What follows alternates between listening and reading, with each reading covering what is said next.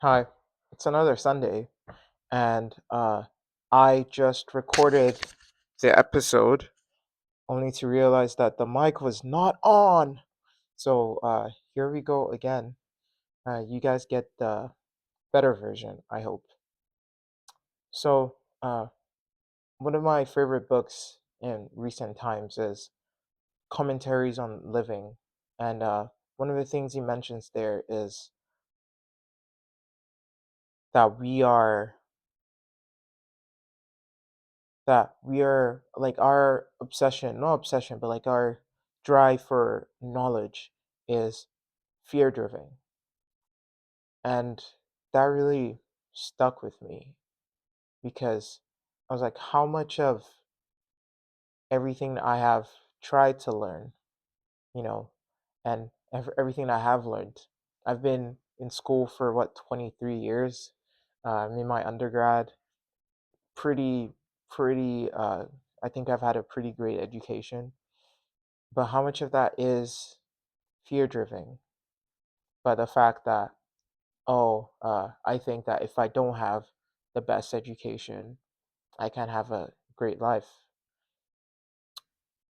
Like, you have to get the undergrad, you have to get the master's, and then you have to get the PhD, which is very much uh, immigrant mentality. And that's purely because, we think if we're not the best, we can't, we like we won't be picked for whatever good opportunity there is. So you have to be the best. That's why you need the undergrad, you need the master's, and you need a PhD.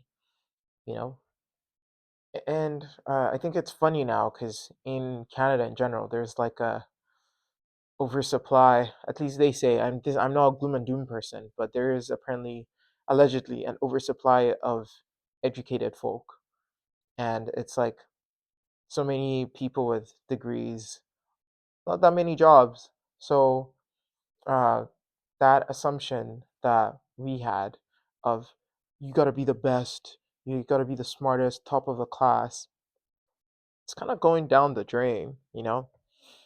And I do believe that there will be some kind of upscale, up kind of shift that comes on later on, where the people now that are finding it hard to find a job will have a lot of great opportunities later on. But in the meantime, it's like that assumption that assumption didn't hold, and then you start to ask yourself, you were that person that was solely motivated by fear of not having a great life, you still kind of ended up, uh I don't want to say you didn't end up in the same place, but would you have been better off if you know took more time to focus on yourself, like uh take care of yourself physically, take care of yourself mentally too. I know that's become kind of a buzzword, but it is pretty important. Take care of yourself emotionally. Uh, I see in undergrad here, people sacrifice 4 or 5 years of their life and of their health. I know people that started undergrad with no glasses and came out on the undergrad with extra weight, glasses, some kind of disordered eating, uh, you know, an inability to rest. And obviously, this is not everybody. And I think a good argument is if you do get that good job, uh, all of these things are easy to reverse or kind of reversible uh, with a great job. But what are we really sacrificing for all this knowledge?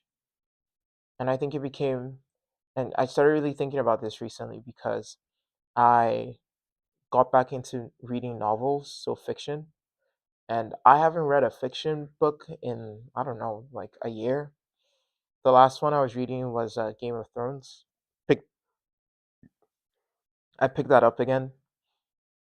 Uh, and I picked up some other romance books, which I actually never really read, and that's just purely because uh, I don't know. It's the reason why I stopped reading fiction for a while was just I wanted something that was really actionable or something I felt was taking me closer to my goals, or in reality something that it was kind of a way of hedging my bets against